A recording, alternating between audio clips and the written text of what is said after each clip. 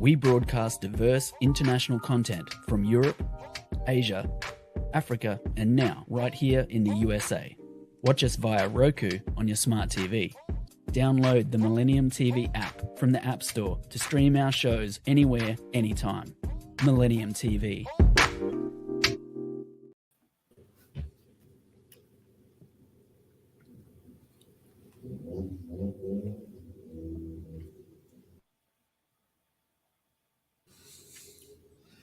প্রিয় দর্শক, শুভেচ্ছা জানাচ্ছি আজকের আমেরিকাতে মিলেনিয়াম টিভি ইউএস এর নিউ ইয়র্ক স্টুডিও থেকে আপনাদের সাথে আছি আমি নূর মোহাম্মদ তফাদার এবং আমার সাথে সংযুক্ত আছেন ভার্জিনিয়া থেকে ইঞ্জিনিয়ার জিয়াউদ্দিন আহমেদ। জিয়া ভাই, মিলেনিয়াম টিভিতে আপনাকে শুভেচ্ছা, অভিনন্দন। আজকের আমেরিকাতে আপনার পরিচয় দিন প্লিজ দর্শক শ্রোতাদের কাছে। ধন্যবাদ সবাইকে।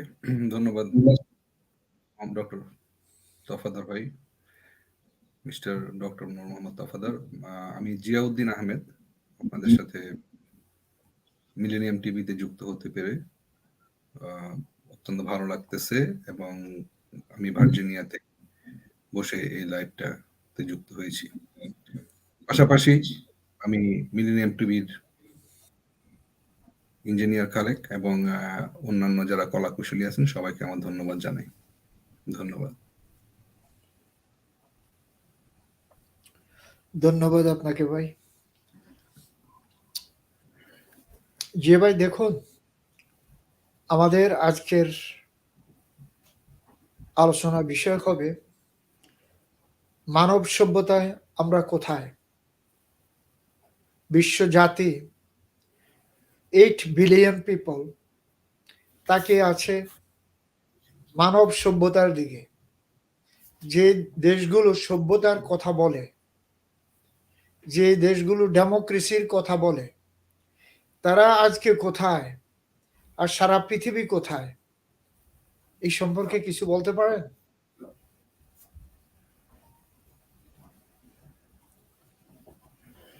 ধন্যবাদ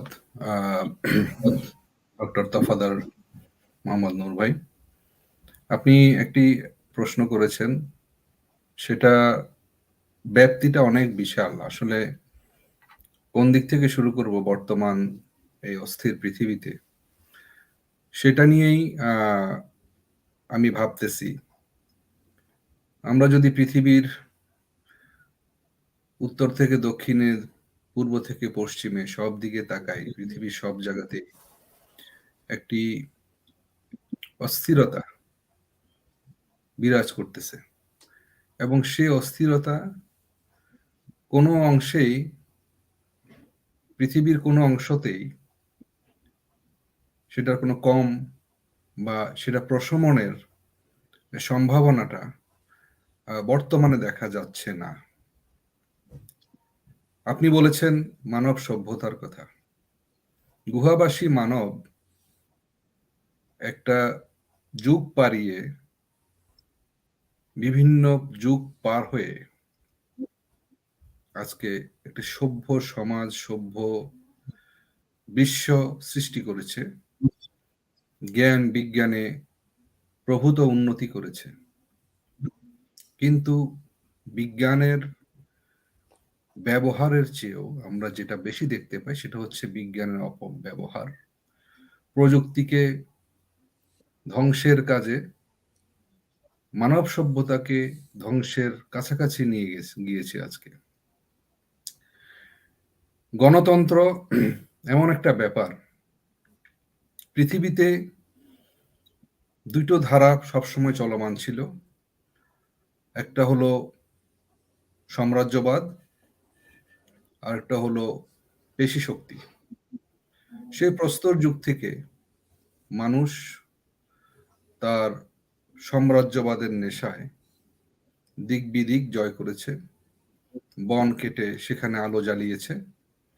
আবার পাশাপাশি মানব সভ্যতার সম্প্রসারণের জন্য আজকে পৃথিবী থেকে বহু প্রাণী এবং বহু ধরনের পরিবেশগত বিপর্যয় হয়েছে, বিলুপ্তি ঘটেছে।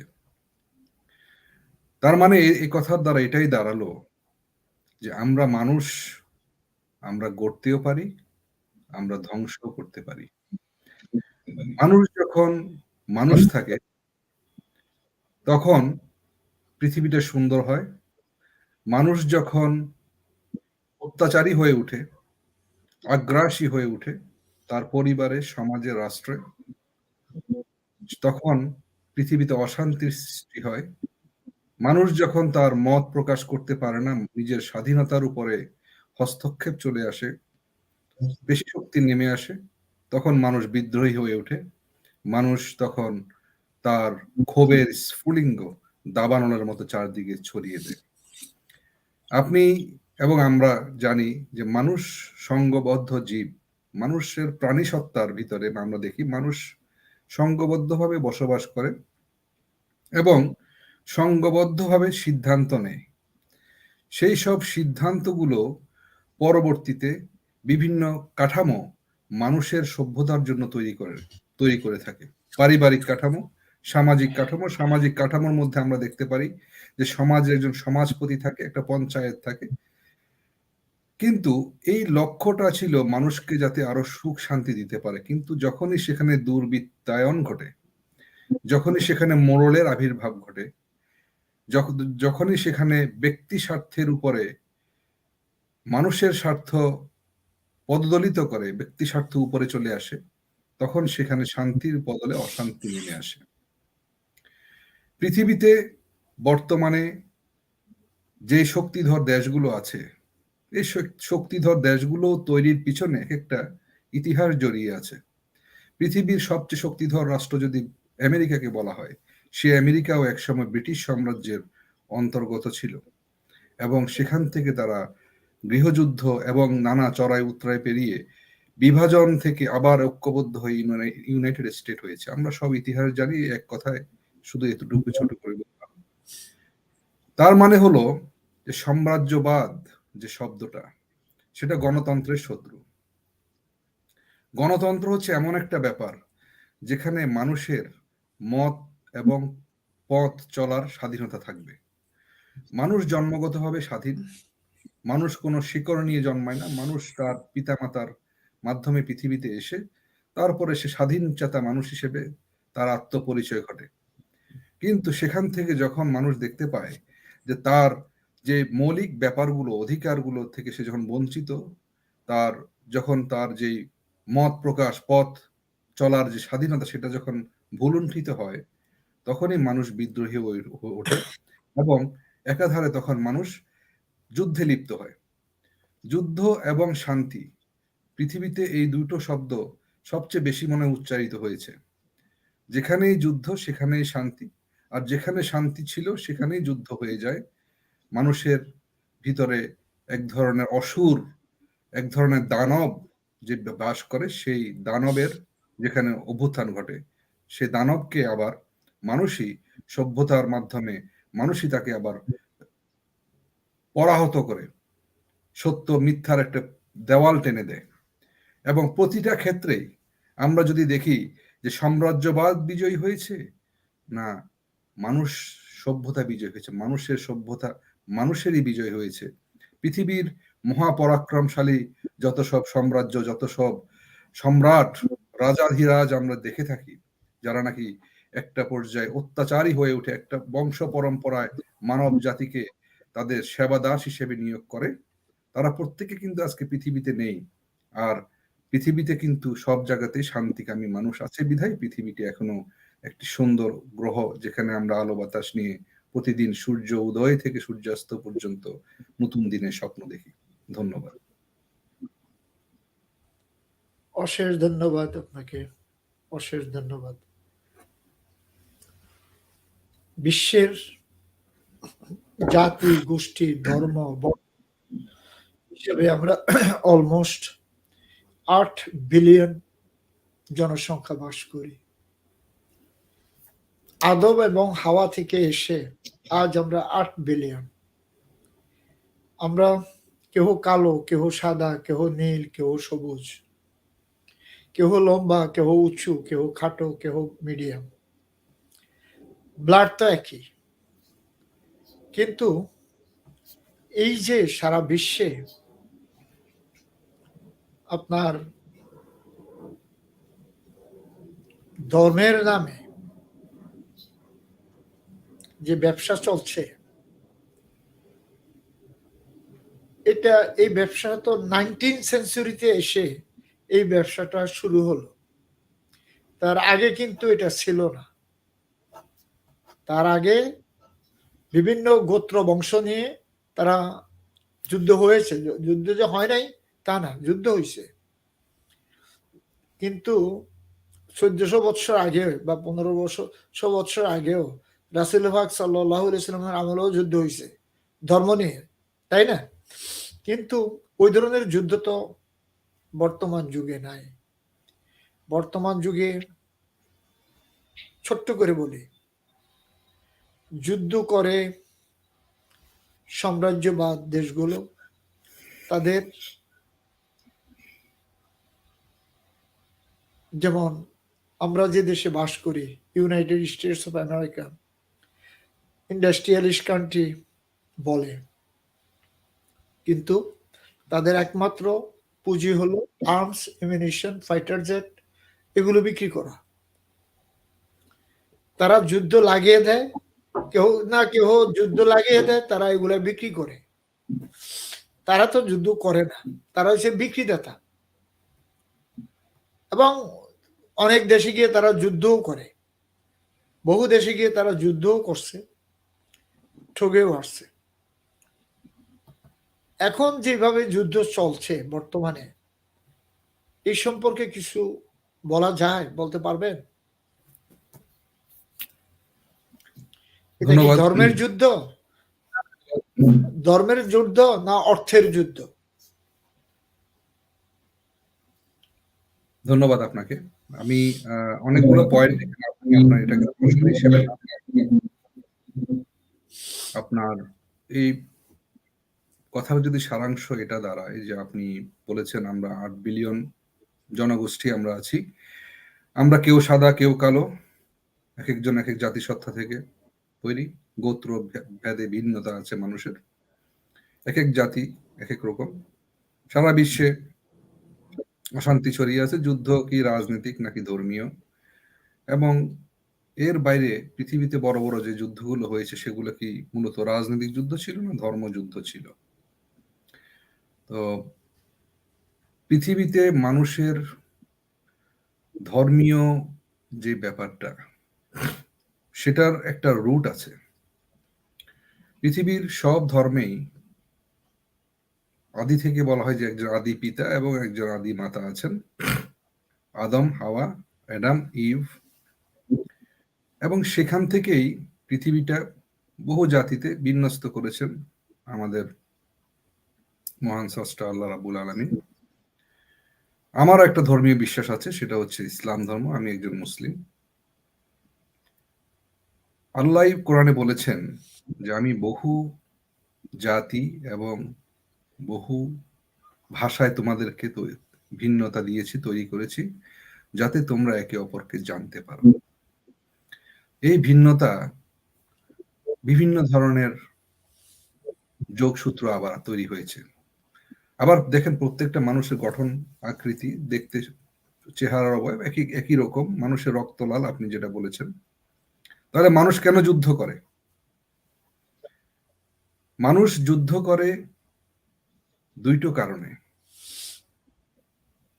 একটা হলো তার অধিকার হরণ যদি হয়, সে অধিকার অনেকগুলো ব্যাপার নিয়ে তৈরি হয়।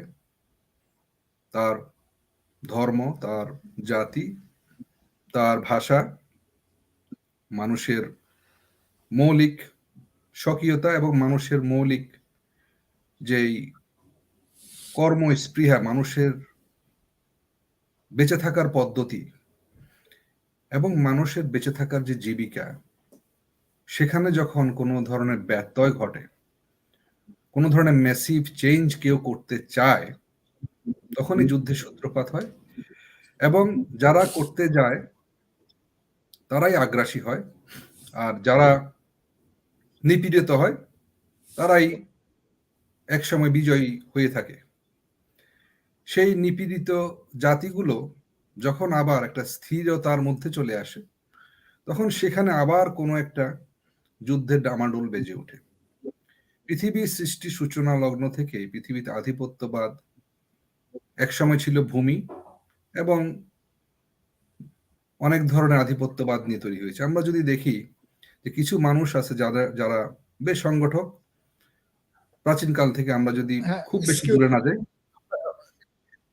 যে ভাই মধ্য আমরা ছোট্ট একটু ব্রেকে যেতে হবে, টেকনিক্যাল কিছু ইস্যু আছে। প্রিয় দর্শক, আমরা ছোট্ট একটু ব্রেকে যাব, ব্রেকের পর আবার নিয়ে আসছি আপনাদেরকে আজকের আমেরিকাতে। আমাদের সাথে থাকুন। বলো বীর, বলো উন্নত মমসী। সুপ্রিয় সুধী, মিলেনিয়াম টিভি ইউএসএ আয়োজিত আলোক পত্রিকা অনুষ্ঠান থেকে আমি শাহানুকা হাসান শিখা সবাইকে জানাচ্ছি শুভেচ্ছা। শির নেহারি আমারি, নত শির ওই শিখর হিমাদ্রি। আপনারা এই অনুষ্ঠানটি দেখতে পাবেন প্রতি বৃহস্পতিবার বাংলাদেশ সময় রাত 10টায়, আমেরিকা সময় দুপুর 12টা। The human world is made one. All the countries are losing.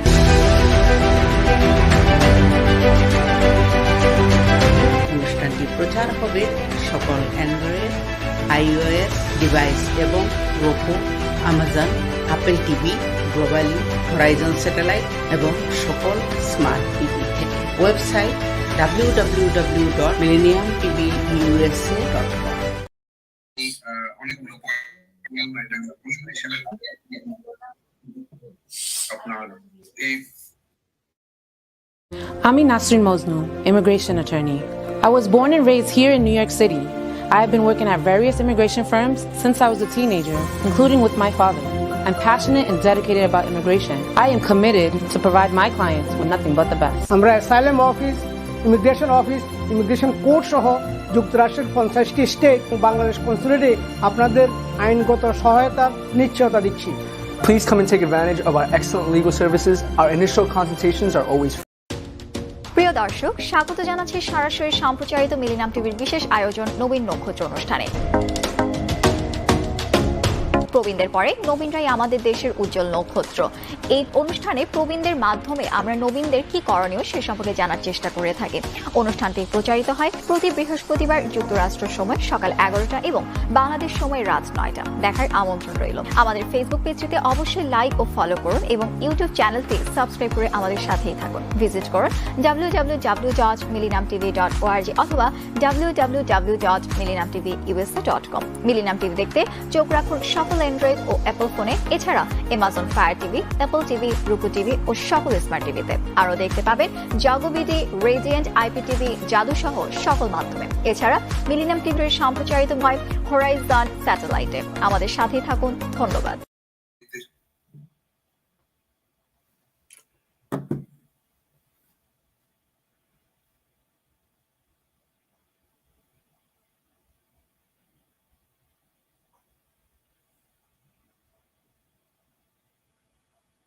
এখান থেকে আবার শুরু করেন।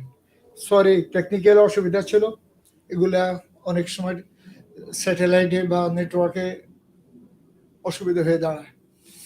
দর্শক, আমরা আবার ফেরত আসছি আজকের আমেরিকাতে। আমাদের সাথে থাকার জন্য অশেষ ধন্যবাদ। যে ভাই, আপনি যেখান থেকে শেষ করছিলেন ওখান থেকে শুরু করেন। ধন্যবাদ আপনাকে। মানুষের যে নিপীড়িত মানুষ সারা পৃথিবীতে নিপীড়নের শিকার হয়, সেটার দুইটা কারণে হয়। একটা হলো যুদ্ধের কারণে, আর একটা হলো পরোক্ষভাবে শোষণ করে। এগুলো নিয়ে অনেক থিওরি আমরা যারা পড়াশোনা করেছি বিভিন্ন বিষয়ের উপরে আমরা জানি। আমরা পত্র পত্রিকায় প্রতিদিন পাতা উল্টালে দেখতে পাই পৃথিবীতে নিপীড়িত মানুষের আহাজারি, নিপীড়িত মানুষের কান্না, মানুষের বাস্তুচ্যুতি এবং মানুষ সহায় সম্বলহীন হয়ে তার পরিবারকে হারিয়ে অন্য স্থানে স্থানান্তরিত হয়েছে। এখন এটার যদি আমরা এটাই ভাবে বলি যে পৃথিবীতে মানুষ কেন বিভিন্ন সময়ে অভিবাসিত হয়েছে, বিভিন্ন অস্ট্রেলিয়া, সুদূর অস্ট্রেলিয়া থেকে আফ্রিকা, মঙ্গোলিয়া থেকে আমেরিকা, বিভিন্ন জায়গায় মানুষ শুধু কি তার জীবিকার প্রয়োজনে চলে গিয়েছে? না, বিভিন্ন সময় পৃথিবীতে মহামারী এসেছে, বিভিন্ন সময় মানুষ বিভিন্ন রকমের বুনো মানুষ, পশু তুল্য মানুষ পৃথিবী এসেছে। তাদের জয়ের নেশা, হত্যার নেশায় তারা বিভিন্নভাবে মানুষ জাতির উপরে ঝাঁপিয়ে পড়েছিল, লুণ্ঠন করেছে, লুটতরাজ করেছে। এর ধারাবাহিকতাটা আমার মনে হয় পৃথিবীতে থামবে না, থামার কোনো সম্ভাবনা আমি দেখি না। যেহেতু আপনার প্রশ্নের মধ্যে কোনো নির্দিষ্ট করে কোনো যুদ্ধের কথা বা কোনো ধরনের কোনো দেশ বা অঞ্চলকে নিয়ে কোনো ফোকাস আপনি করেননি, সেটা হয়তো আপনি ভালো বুঝেছেন বলেই করেননি। সেক্ষেত্রে আমি নিজ থেকে আপনাকে ধারণা দেওয়ার মতো আমি এখানে প্রয়াস যেটা আমি নিয়ে আসছি, সেটা হচ্ছে অবশ্যই বলেন। মানুষের এই যে প্রভাব বিস্তার করা, একটা মানুষ একটা সেনাবাহিনী গঠন করা, আমরা যদি দেখি চেঙ্গিস খানের ইতিহাস যদি দেখি, মঙ্গল জাতির একটা যাযাবর জাতি, সে ছোটকাল থেকে ভায়োলেন্ট ছিল এবং একসময় নিজেরা গোত্রপতি হয়ে ওঠে এবং সেই মঙ্গোলিয়ার গোত্রপতি থেকে মঙ্গোলিয়ার বিশাল তৃণভূমি পেরিয়ে সে রাশিয়া থেকে শুরু করে সুদূর আফ্রিকা পর্যন্ত তার বিচরণ ঘটেছে। আমরা যদি তার উদ্দেশ্য দেখি যে তার আসলে কি উদ্দেশ্য ছিল, এমন কিছু ছিল না যে তার কোনো ধর্ম, সে ধর্মকে প্রচার করার জন্য বিশ্ব জয় করতে তার এই আগ্রহ জেগেছে। সে চেঙ্গিস খান পৃথিবীকে জানান দিতে চেয়েছে যে তার সমসাময়িক সময়ে তার মতো বড় যোদ্ধা, তার মতো বীর, তার মতো শক্তিমান মানুষ পৃথিবীতে দ্বিতীয়টি নেই। একইভাবে আমরা যদি দেখি যে মহাবীর আলেকজান্ডার খ্রিস্টপূর্ব 4000 বছর আগে, বহু বছর আগে, আজ থেকে 1000 বছর আগে, তার বিশ্বজয়ের মূল উদ্দেশ্য কি ছিল? তিনি কি কোনো ধর্মের পতাকা নিয়ে পৃথিবী জয় করেছেন, না তার কোনো শান্তির বাণী নিয়ে পৃথিবী জয় করেছেন? আসলে এই বিশ্বজয়ী বীরদের আমি বলবো তারা সবাই ব্যক্তিগত লালসা অথবা ব্যক্তিগত নিজেকে প্রচার করার জন্য তারা আজকে হয়তো এটা করে থাকতে পারে। পৃথিবীর যত সাম্রাজ্যবাদী লোকজন দেখি আমরা, ইতিহাস হয়ে গিয়েছে, এখন নাম বলে শেষ করা যাবে না। প্রত্যেকেরই একটাই লক্ষ্য ছিল নিজেকে সবার উপরে প্রতিষ্ঠা করে নিজেকে এমন উচ্চতায় নিয়ে যাওয়া যে তার উপরে পৃথিবীতে কেউ নেই। He is the supreme authority, supreme person in the world. পরিশেষে যেটা আমরা দেখতে পাই ইতিহাস থেকে, যে সাম্রাজ্যবাদী শক্তিগুলোর প্রত্যেকটিরই বিলুপ্তি হয়েছে, হয়তো প্রাকৃতিক কোনো ধ্বংসের মাধ্যমে, অথবা আমাদের পবিত্র কোরআনেও আছে আল্লাহ কিভাবে বিভিন্ন জাতিকে বিভিন্ন সময় তাদের অত্যাচার, নিপীড়ন এবং দুর্নীতির কারণে ধ্বংস করেছে। পৃথিবীতে এমন জাতি আছে যারা দুর্নীতিগ্রস্ত ছিল, মানুষকে ওজনে কম দিত, সেরকম জাতির কথাও কোরআন শরীফে আছে। পৃথিবীতে এমন জাতি আছে যারা ব্যভিচারী ছিল, তাদেরকেও আল্লাহ ধ্বংস করে দিয়েছেন প্রকৃতির মাধ্যমে। পৃথিবীতে এমন জাতি ছিল যারা মানুষকে খুব বড়ভাবে আঘাত করতো, তাদের সাথে শক্তিতে, যুদ্ধে, অস্ত্রে কখনোই কোনো মানুষ পারদর্শী ছিল না। সেরকম আদ জাতি পৃথিবী থেকে বিলুপ্ত হয়ে গেছে, তাদের কঙ্কালগুলা এখনো কিন্তু আমরা খুঁজে পাই, বড় মাথা বিশিষ্ট, দীর্ঘাকায় শরীর। এই যে ব্যাপারটা, এখান থেকে আমাদের উত্তরণের উপায় কি? আমরা যদি আমাদের ভিতরে নিজ যে ইগোটা, আমাদের ভিতরে আমরা যদি মনে করি যে আমি যেরকম পৃথিবীর আলো এবং বাতাস নিচ্ছি, পৃথিবীর অন্য প্রান্তের আরেকটা মানুষ, তারও সে একই অধিকার আছে আলো বাতাস নিয়ে, তার পেশা দিয়ে, তার কর্ম দিয়ে পৃথিবীতে বেঁচে থাকার এবং পৃথিবীকে সমৃদ্ধ করার। আমার যা মত, সে মতই শুধু একমাত্র মত, আমার যা পথ, সে পথই শুধু একমাত্র পথ হতে পারে না, এটা আমি বিশ্বাস করতে হবে। একটি মানুষ যদি পরিবার থেকে একজন সহনশীল মানুষ হিসেবে গড়ে ওঠে, আজকে আমরা পৃথিবীর প্রান্তে প্রান্তে স্বৈরাচারী লোকজন পৃথিবীর প্রান্তে প্রান্তে অত্যাচারী লোকজন আমরা দেখতে পারতাম না। পৃথিবীতে যাদের মানি আছে, আপনাকে মানি ম্যান, আমি একটু ছোট করে শেষ করব কথাটা, যারা, এটা গেল সাম্রাজ্য বা শক্তিমত্তার পরিচয়, একটা হলো, দ্বিতীয় হলো আর্থিকভাবে যারা সুপার পাওয়ার, অর্থ যাদেরকে পৃথিবীর অনন্য উচ্চতায় নিয়ে গেছে, যেখানে পৃথিবীর অন্য প্রান্তে মানুষ দুর্ভিক্ষ বা ক্ষুধায় তৃষ্ণা কাতর, সেই মানুষগুলো দেখবেন তাদের বৃদ্ধ বয়সে এসে সেগুলো দান করে দিচ্ছে, চ্যারিটি করে দিচ্ছে, কারণ তার কাছে ওই অর্থহীন।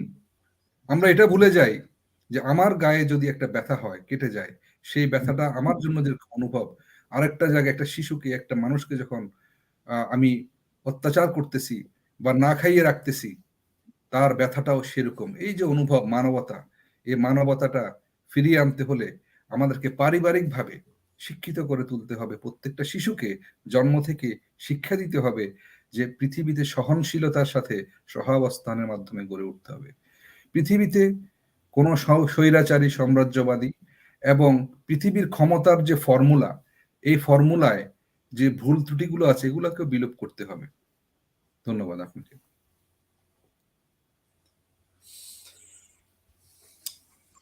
জিয়া ভাই, আপনি অনেক সুন্দর কথা বলছেন। মানব সভ্যতায় আমরা আজ কোথায়? দেখেন,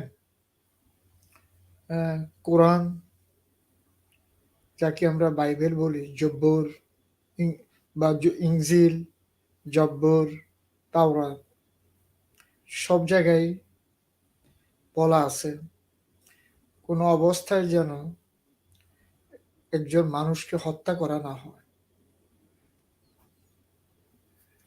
আবার যুদ্ধক্ষেত্রে হত্যার কথাও বলা আছে।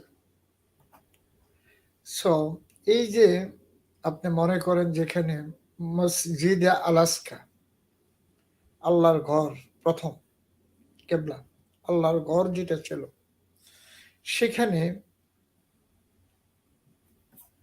আজ যে অবস্থা চলছে যুগ যুগ ধরে, সেই 1947 থেকে কত বৎসর, প্রায় তো 80 বৎসর, তাই না?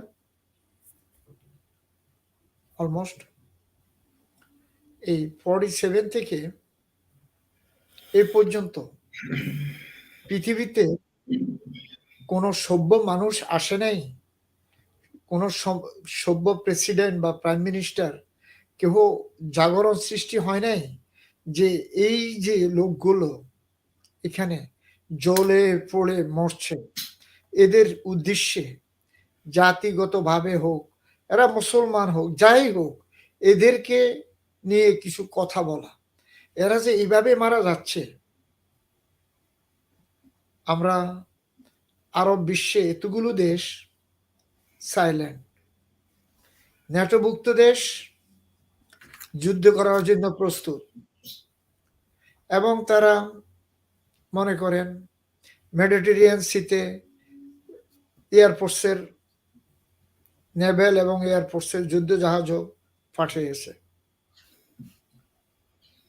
সো যে গোত্র, যে গোষ্ঠীটার সাথে যুদ্ধ করছে হামাজ, আমার কথা হলো সিম্পল কথা, আজ প্যালেস্টাইনকে ভেঙে ইসরায়েল তৈরি করলাম, ভালো, আলহামদুলিল্লাহ, প্যালেস্টাইন নামে একটা রাষ্ট্র ঘোষণা করি। এই ব্রিটেন সেটা করেন নাই, ব্রিটেন ওখান থেকে চলে আসছে, সেই জিনিসটা করেন নাই।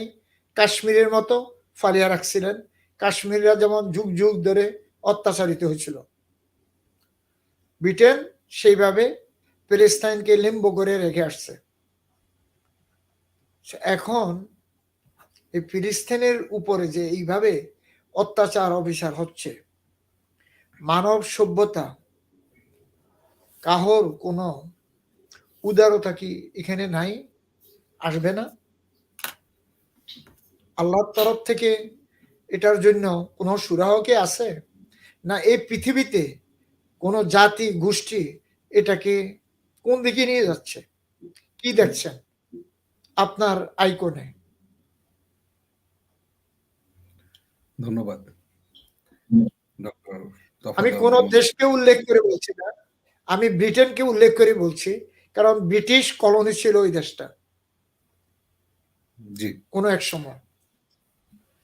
জি সো আপনি প্রথম কয়েকটা ওয়ার্ড আমি পিক করেছি আপনার কথাগুলো থেকে। ধন্যবাদ, আপনি সুন্দর করে কথাটা গুছিয়ে বলেছেন যে সার্বিক পরিস্থিতিতে পৃথিবীতে যে অশান্তির আগুন জ্বলতেছে এবং সেখান থেকে সে পৃথিবীর অশান্তির আগুন থেকে আবার বিভিন্ন ধরনের উগ্রবাদের জন্ম হচ্ছে। সে উগ্রবাদ কেন জন্ম হচ্ছে সে জায়গায় আমরা কিন্তু সে কারণটা আমরা জেনেও না জানার ভান করি। উগ্রপন্থা এবং উগ্রবাদ এই দুটো জিনিস পৃথিবীতে সৃষ্টি হয় নির্যাতন এবং মানুষকে বলতে না দেওয়া, মানুষকে দাবিয়ে রাখা, মানুষের অধিকার হরণ করে খর্ব করে অথবা মানুষকে কৃতদাসে পরিণত করলে সেখান থেকে সৃষ্টি হয়। আমরা কোরআনে দেখেছি মুসা আলাইহিস সালাম যারা ইহুদি ধর্মের নবী ছিলেন, উনি মুসা আলাইহিস সালামের যেই বনে ইসরাইল সম্প্রদায়কে ওই সময়ের সবচেয়ে ক্ষমতাধর ব্যক্তি ফেরাউন রাজবংশ, তারা যুগে যুগে যুগের পর যুগ শোষণ নিপীড়ন করেছে, তাদের সন্তানদেরকে হত্যা করেছে, বেজোর সালের সন্তানদেরকে জীবিত রেখে জোর সালের সন্তানদেরকে হত্যা করেছে, তাদের ইচ্ছা মতো তারা করেছে, তাদের মানুষকে দাস দাসী বানিয়েছে। সেই জায়গা থেকে আবার কিন্তু কোন একজন দাস আল্লাহর বান্দা মুসা আলাইহিস সালাম পুরো ফেরাউন সাম্রাজ্যকে পানিতে ডুবিয়ে দিয়েছে। এখন ফেরাউনও তখন বলেছিল যে এরা উগ্রবাদ, এরা পৃথিবীতে ফাসাদ সৃষ্টিকারী, এরাই পৃথিবীতে অশান্তি সৃষ্টি করেছে, আমি ছাড়া আর কোন মাবুদ বা আল্লাহ পৃথিবীতে আছে। তো মুসা আলাইহিস সালাম শান্তির কথা নিয়ে এসেছিলেন, অত্যাচারের বিপক্ষে কথা বলতে এসেছিলেন। মুসা আলাইহিস সালাম কিন্তু কোনো যুদ্ধ করেননি, আল্লাহর পক্ষ থেকে ধ্বংস হয়েছে। এখন আল্লাহর পৃথিবী, আমরা যদি সৃষ্টিকর্তায় বিশ্বাস করি, পৃথিবীর সবকিছুর জন্য একটা হিসাব, অ্যাকাউন্টেবিলিটি যদি না থাকে, আমরা ছোট্ট করে দেখি পৃথিবীতে আমাদের সব ধরনের পরীক্ষায় আমাদের একটা রেজাল্ট হয়। So there is somewhere accountability, আমাকে জবাব দেওয়ার জন্য একজন বসে আছেন, আজকে না হয় কালকে। আর পৃথিবীর সময়টা দেখেন খুবই অল্প, এই অল্প সময়ে আমার অর্জনটা কতটুকু হতে পারে। পৃথিবীর সবচেয়ে ক্ষমতাধর লোক তার সব ক্ষমতা পৃথিবীতে রেখে যায়, পৃথিবীর সবচেয়ে বড় অর্থ সম্পদশালী সব সম্পদ পৃথিবীতে রেখে যায়, অল্প কিছু দিনের জন্য শুধু তার লেগেসিটা রেখে যায়। মীর জাফরকে আমরা সিরাজউদ্দৌলার সাথে দেখেছি বিশ্বাসঘাতকতা করতে, আমরা যুগে যুগে তাকে ঘৃণাই করি। সিরাজউদ্দৌলা কিন্তু ভালোবাসি, মানুষের ভালোবাসা একটা আল্লাহর নেয়ামত। ফিলিস্তিনি জাতিদেরকে যে সারা পৃথিবীর মানুষ ভালোবাসে এই বিষয়ে কোনো সন্দেহ নাই। আজকে পৃথিবীর কোণে কোণে পশ্চিমা দেশ থেকে শুরু করে পূর্ব, পশ্চিম, উত্তর, দক্ষিণ সব দেশে ফিলিস্তিনের জনগণের পাশে সমবেতী হয়ে দাঁড়িয়েছে মানুষ বিবেকের তাড়না। এই যে বিবেকটা কাজে দিয়েছে, ইরাক যুদ্ধের সময়ও পৃথিবীর উত্তর থেকে দক্ষিণে, পূর্ব থেকে পশ্চিমে সারা পৃথিবীর মানুষ বলেছে ইরাক যুদ্ধের বিপক্ষে অবস্থান নিয়েছে। এবং দেখেন শেষ পর্যন্ত মানবতার জয় হয়েছে। ইরাক যুদ্ধে যেই ক্ষতি সেটার পরিমাপ করলে যারা যুদ্ধ করেছে তাদেরই সবচেয়ে ক্ষতি হয়েছে, তারা একটা অনৈতিক যুদ্ধ করেছিল। আজকে যেই ফিলিস্তিনের জনগণকে আমরা বলতেছি অত্যাচারিত, তারাও কিন্তু তারা বাহ্যিক ক্ষতির সম্মুখীন হলেও তারা কিন্তু বিজয় লাভ না করেও বিজয়ী, কারণ তারা মানুষের ভালোবাসা দোয়ার ভিতরে আছে। পৃথিবীর প্রত্যেকটা মানুষ চায় ফিলিস্তিনের মানুষদের রক্ত আর না ঝরুক। এখন প্রশ্ন হতে পারে যে ফিলিস্তিনের লোকজন কেন ফিলিস্তিনেই থেকে যাচ্ছে? এত অত্যাচারের পরে প্রায় 7-8 যুগ ধরে তারা কেন এরপরও ওই জায়গাতে থেকে আসতেছে? কেন তারা এখান থেকে সরে যাচ্ছে না? দেখেন, আমরা যদি দুইটা পাশাপাশি প্যারালাল জিনিস চিন্তা করি, রোহিঙ্গারা যে জাতিগোষ্ঠী, তারা একটা জাতিগোষ্ঠী, তো সেখানেও একটা জাতিগত হিংসা, বিদ্বেষ এবং নিপীড়ন হয়েছে সরকারি বাহিনীর দ্বারা। রোহিঙ্গারা বাস্তুচ্যুত হয়েছে, তারা মার খেয়েছে, আগুনে পুড়েছে, বোমার আঘাতে ঝলসে গিয়েছে, বাড়িঘরে আগুন লাগিয়ে দিয়েছে, বুলডোজার দিয়ে পিষিয়ে দেওয়া হয়েছে, তারা কিন্তু বাস্তুচ্যুত হয়ে গেছে।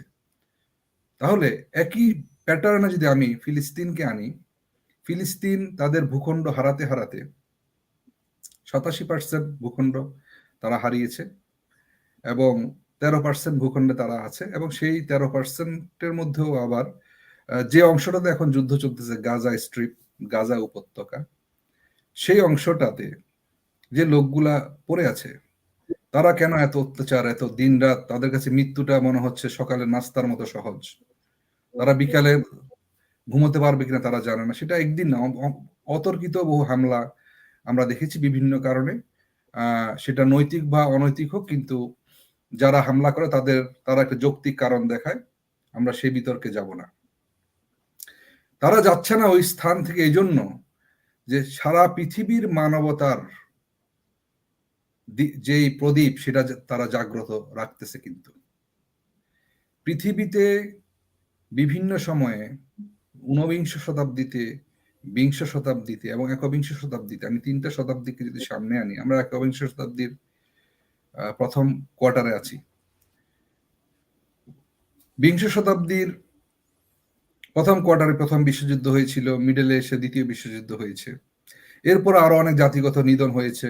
বসনিয়া হার্জেগোভিনাতে হাজারো লোক উদ্বাস্তু হয়েছে, সেখানেও জাতিগত নিধন হয়েছে।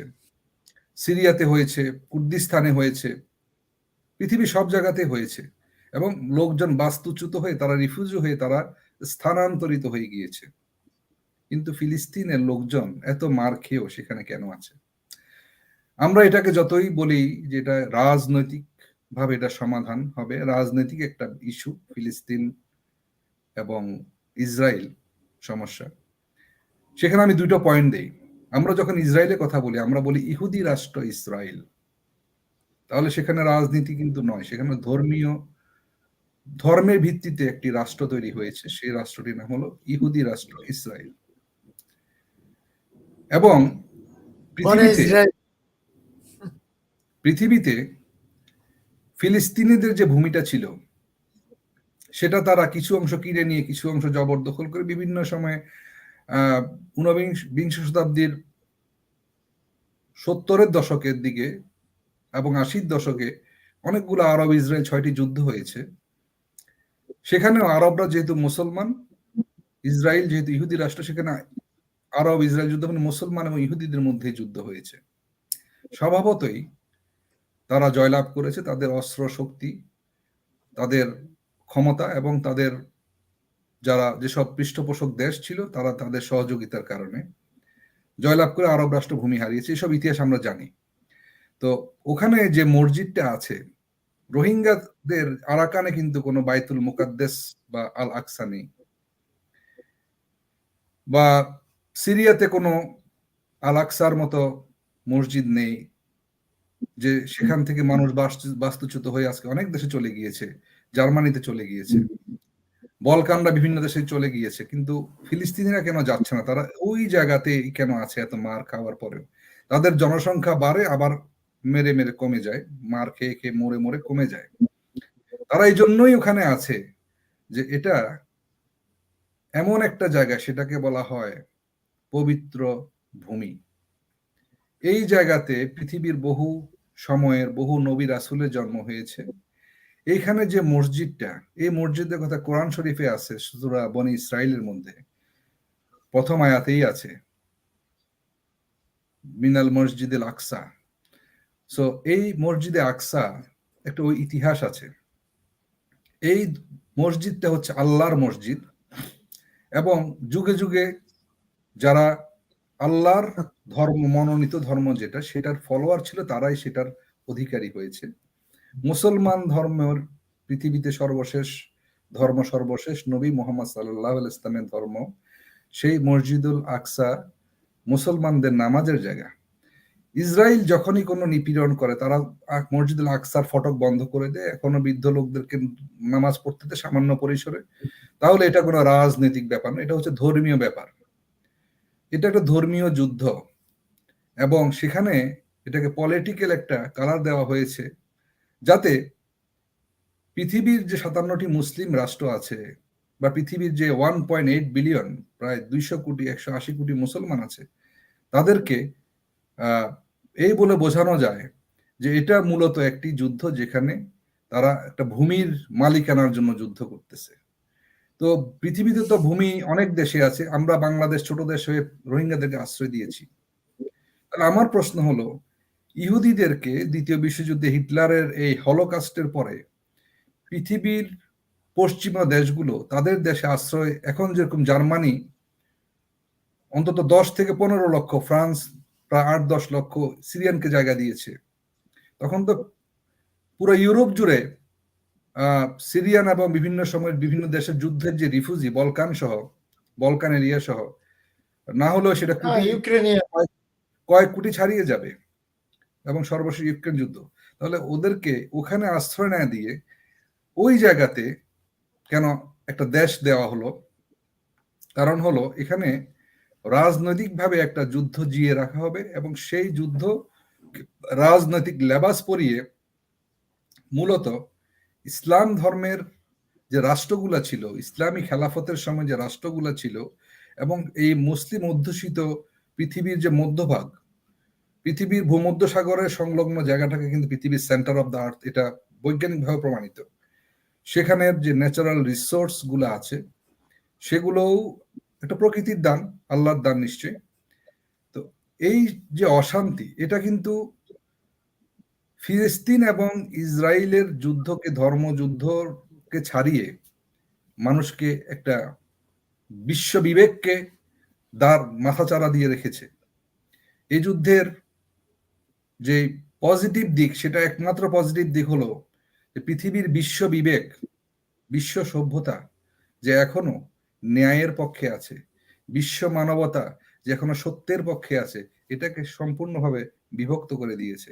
এক পাশে আছে জোর, জুলুম, অত্যাচার এবং অস্ত্র মারণাস্ত্রের ক্ষমতা, আরেক দিকে আছে নিরস্ত্র এবং শান্তিপ্রিয় মানুষের নিঃস্বার্থ প্রতিবাদ। আজকে যারা আমেরিকাতে, ইউরোপে, লন্ডনে প্রতিবাদ করতেছে এই অন্যায় নিয়ে, এমনকি সব ধর্মের মানুষ যে আজকে এক কাতারে এসেছে, যেটা অন্যায়, নিরস্ত্র মানুষের উপরে এক ধরনের যুদ্ধ চাপিয়ে দেওয়া, এটা অন্যায়, এটাই হচ্ছে মানবতা। তো এই জন্যই পৃথিবীতে যুগে যুগে আল্লাহ তাআলা মানুষের পরীক্ষার জন্য বিভিন্ন ধরনের সংঘাত এবং যেই মানুষ সৃষ্ট যে বিপর্যয়, সেগুলাকে আল্লাহ আমাদের জন্য উদাহরণ হিসেবে সৃষ্টি করেছেন, যাতে আমরা সেখান থেকে শিক্ষা নিতে পারি। এবং শিক্ষা নিচ্ছি বলেই আজকে দেখেন পৃথিবীর যে 8 বিলিয়ন লোক আপনি বললেন ডক্টর নূর ভাই, 8 বিলিয়ন লোকের মধ্যে আমার তো মনে হয় অলমোস্ট 8 বিলিয়ন পিপল আর একমত যে এটা একটা অন্যায়, যে কোনো দেশের যে কোনো স্থানে নিরস্ত্র নিরপরাধ মানুষ হত্যা করার অন্যায়, এটা নিয়ে সবাই আমরা একমত। ধন্যবাদ আপনাকে। আমাদের প্রোগ্রাম অলমোস্ট লাস্ট পর্যায়ে, আমাদের দর্শক শ্রোতাদের উদ্দেশ্যে এবং মিলেনিয়াম টিভির উদ্দেশ্যে যদি কিছু বলেন শর্ট করে। ধন্যবাদ। আমি যেটা আহ্বান জানাবো আজকের এই সুন্দর অনুষ্ঠানের মাধ্যমে, যে মানুষের বিবেক যখন মানুষকে তাড়িত করে, মানুষের ন্যায় অন্যায় বোঝার যে ক্ষমতা সৃষ্টিকর্তা আমাদেরকে দিয়েছে, সেটাকে যখন মানুষ ব্যবহার করে, তখন মানুষ সত্যিকার অর্থে একজন মানুষ থাকে। আর মানুষ যখন সাময়িক অল্প কিছুদিনের, এই অল্প আয়ুর পৃথিবীতে অল্প কিছুদিনের জন্য ক্ষমতা, মোহ, লোভ, লালসা কে সামনে রেখে পৃথিবীতে তার আধিপত্য বিস্তারের জন্য দাঁড়িয়ে যায়, অন্যায় করতে থাকে, এখান থেকে আপনি কোন পক্ষে নিবেন, আপনি কার পক্ষে থাকবেন? নিশ্চয়ই আমরা মানবতার পক্ষে থাকবো। আমরা সবাই মানবতা পছন্দ করি, বিশ্ব সভ্যতা এগিয়ে যাক সেটাই আমরা চাই। আপনার প্রত্যেকের জায়গা থেকে আপনারা যদি আপনাদের পরিবারকে শিক্ষিত করেন, বোঝান, এবং প্রত্যেকটা মানুষ যদি এক একজন মানবতার অ্যাম্বাসেডর, মানবতার ঝান্ডা নিয়ে দাঁড়ান, সত্য কথা বলার এবং সত্যকে সত্য জানা এবং মিথ্যাকে মিথ্যা জানার, এতটুকুই যথেষ্ট পৃথিবীকে পরিবর্তন করার জন্য। এতটুকু ধারণা যদি আমরা আমাদের মনের মধ্যে রাখি, আমরা তো জীব জন্তুর, অন্যান্য চতুষ্প জন্তুর মতো নই, যে আমাদেরকে আল্লাহ একটা বিবেক দিয়েছে, সৃষ্টিকর্তাকে বিবেক দিয়েছে, সেই বিবেকের কাছে আমরা দায়বদ্ধ থাকতে হবে। আমরা শুধু খাবো দাবো ঘুমাবো পরের দিন আবার কাজে যাবো, এটা কিন্তু নয়। সেই জায়গা থেকে আপনারা আসুন সবাই আমরা শান্তির জন্য এবং যারা আজকে অত্যাচারিত হচ্ছে তাদের জন্য দোয়া করি, তাদের পাশে দাঁড়াই, এবং যারা অত্যাচার করতেছে, পৃথিবীর বিভিন্ন জায়গায় অশান্তি সৃষ্টি করতেছে, যুদ্ধ বিগ্রহ তৈরি করতেছে, তাদের প্রতি আমাদের নিন্দা জানাই। এই বলে আমি আমার বক্তব্য শেষ করতেছি। ধন্যবাদ। আপনাকে অশেষ ধন্যবাদ। দর্শক, আজকের পটভূমি হলো মানব সভ্যতায় আমরা কোথায়। বিশ্বের মরল জাতিগুলো জাতি গোষ্ঠী ধর্ম নিয়ে যা করছে, বাণিজ্য না ধর্ম, তা আপনারাই বিবেচনা করবেন। দেখুন, আমরা অনেকেই প্রবাসে থাকি, প্রবাসে আছি, অনেকেই নেটোযুক্ত দেশগুলোতে আছি। আপনারা দেখছেন ডেমনস্ট্রেশন কিভাবে হচ্ছে সভ্যতার জন্য, মানবতার জন্য। সব জাতি গোষ্ঠী ধর্ম একত্রে, কিন্তু আমাদের লিডার মহোদয়েরা তারা কোথায়, এবং যারা কিংডমে আছেন তারা কোথায়, তাই বিবেচনা করবেন। 1947 থেকে আজ পর্যন্ত এই ছোট্ট একটি ল্যান্ডে কি হচ্ছে এবং সামনের দিকে কি হবে রাব্বুল আলামিন জানেন। তা আমরা এখানে শেষ করছি আজকের আমেরিকা। আশা করি মিলেনিয়াম টিভি ইউএস এর সাথে থাকবেন। মিলেনিয়াম টিভি ইউএসএ দেখার আমন্ত্রণ জানাচ্ছি সকল iOS এবং অ্যান্ড্রয়েড ডিভাইসে এবং পৃথিবীর সকল স্মার্ট টিভিতে এবং আপেল, রুকু এবং অ্যামাজন ডিভাইসে, গ্লোবালি হরাইজন স্যাটেলাইটে। আমাদের ওয়েবসাইট millenniumtvusa.com, millenniumtv.org, অলসো jagobd.com-এও আমাদের এই প্রোগ্রাম এবং আমাদের টিভি দেখতে পাবেন। আপনারা যে যেখানেই থাকুন, সুস্থ থাকুন, ভালো থাকুন, মিলেনিয়াম টিভির সাথেই থাকুন। আল্লাহ হাফিজ।